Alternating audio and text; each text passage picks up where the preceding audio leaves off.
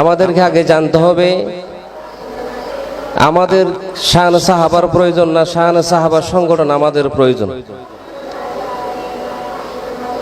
আল্লাহ তাআলা যত সৃষ্টি মখলুকাত আছেন, সৃষ্টি করেছেন, ও সৃষ্টির মধ্যে আমরা উলামায়ে কেরাম, যেহেতু আমাদের সে আপনারা জানেন ওখানে অভিজ্ঞ উলামায়ে কেরাম আছেন।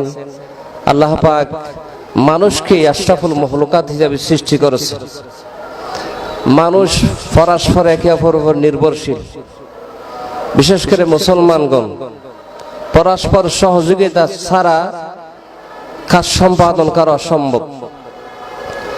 বিশেষ করে আল্লাহ পাকের যে হুকুম হাকাম, আদেশ নিষেধ, আল্লাহ পাকের পক্ষ থেকে দেওয়া নিয়ামত দ্বীন ইসলাম, এটা যদি আপনি প্রসার এবং প্রসার করতে চান, ন্যায় ইনসাফ কায়েম করতে চান, দাওয়াতের কাজ আঞ্জাম দিতে চান, তাহলে ঐক্যবদ্ধ ছাড়া, একতাবদ্ধ ছাড়া, সংঘবদ্ধ ছাড়া, জামাতবদ্ধ হওয়া ছাড়া অসম্ভব।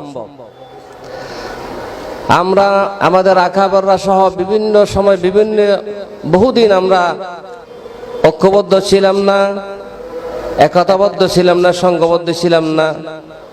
আপনারা জানেন ঐক্যবদ্ধ জাতিকে কোনো সময় কেউ পরাজিত করতে সক্ষম হয় নাই। সব সময় ঐক্যবদ্ধ জাতি বিজয় লাভ করেছে আলহামদুলিল্লাহ। অল্প দিনে আমাদের হেফাজত ইসলাম কওমি আকাবেরদের দ্বারা বাংলাদেশে গঠিত হয়ে আকাশচুম্বী জনপ্রিয়তা লাভ করেছিলেন। এই সংগঠন এখনো চলমান।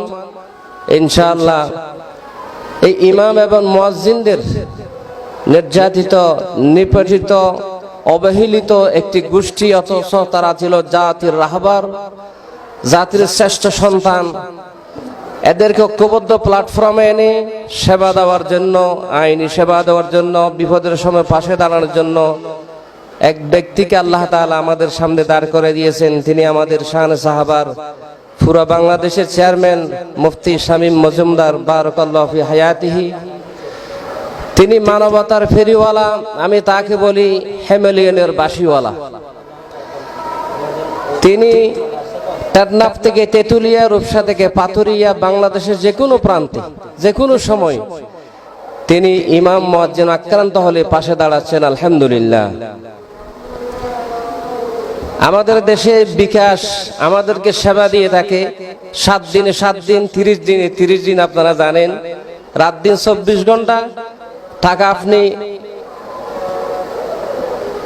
ডাউনলোড করতে পারবেন, সেন্ড মানি করতে পারবেন, ক্যাশ আউট করতে পারবেন, যেভাবে ইচ্ছে। কিন্তু মাঝে মাঝে বিকাশও আমাদেরকে ডিস্টার্ব করে, বলে সার্ভার ডিস্টার্ব হচ্ছে, এখন যাচ্ছে না টাকা, একটু অপেক্ষা করতে হবে, 5 মিনিট পরে যাবে। আমি দেখেছি আমাদের চেয়ারম্যান মহোদয়, তিনি বিকাশের চেয়ে আরো এগিয়ে আছেন আলহামদুলিল্লাহ। তার কাছে কোনো সার্ভার ডিস্টার্ব, সেন্ড মানি করার সময় 5 মিনিট ওয়েট করতে, এটা না। ওনাকে যখন যেখানে যেভাবে 24 আওয়ার ফোন করা হয় সাথে সাথে রিসিভ করে উনি জবাব দেন, কথা শুনেন, রিপ্লাই দেন। এটাই সবচেয়ে বড় কথা আলহামদুলিল্লাহ। উনি 7 দিনে 7 দিন, 30 দিনে 30 দিন, রাতে 3টা পর্যন্ত যদি ফোন দেওয়া হয়, উনি আলহামদুলিল্লাহ যথাসাধ্য চেষ্টা করেন। ওসি থেকে আপনার উপজেলা নির্বাহী কর্মকর্তা থেকে, এমপি সাহেব থেকে, ডিসিএসপি থেকে সবার কাছে ফোন করে আমাদেরকে যথাযথ সেবা দেওয়ার জন্য চেষ্টা করেন আলহামদুলিল্লাহ। এরকম একজন ব্যক্তি পাওয়া আমাদের সৌভাগ্যের বিষয়। তা আমাদেরকে ঐক্যবদ্ধ ব্যাপারে কোরআন হাদিসে কিছু নির্দেশনা আছে কিনা আমাদেরকে হয়তো আমাদের সকলেরই জানা আছে। এই জন্য আমি কোরআন শরীফের সূরা আল ইমরানের 103 নম্বর আয়াত পাঠ করেছি।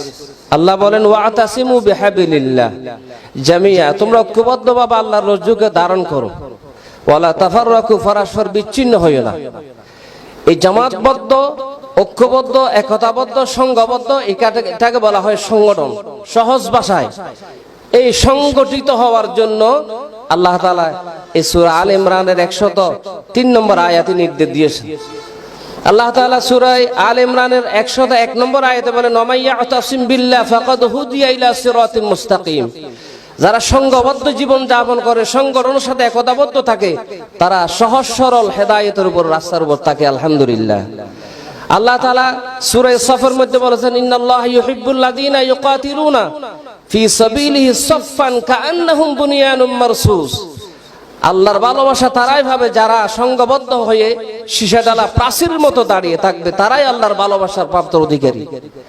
আল্লাহ তাআলা সূরা বাকারার 59 নম্বর আয়াতে বলেন, আমরা সকলেই জানি, ইয়া আইয়ুহাল্লাযীনা আমানু, হে ঈমানদারগণ, আতিউল্লাহ ওয়া আতিউর রাসূল, তোমরা আল্লাহ এবং তার রাসূলের আনুগত্য করো, ওয়া উলিল আমরি মিনকুম, তোমাদের নেতৃবৃন্দের আনুগত্য করো। হাদিস শরীফ আমি পাঠ করেছি, হযরত ওমর ইবনে খাত্তাব রাদিয়াল্লাহু তাআলা বর্ণনা করেন, লা ইসলামা ইল্লা বিজামাআ, ঐক্যবদ্ধ ছাড়া, একতাবদ্ধ ছাড়া, সংঘবদ্ধ ছাড়া, জামায়াত হওয়া ছাড়া, সংগঠন ছাড়া কোনো ইসলাম নাই।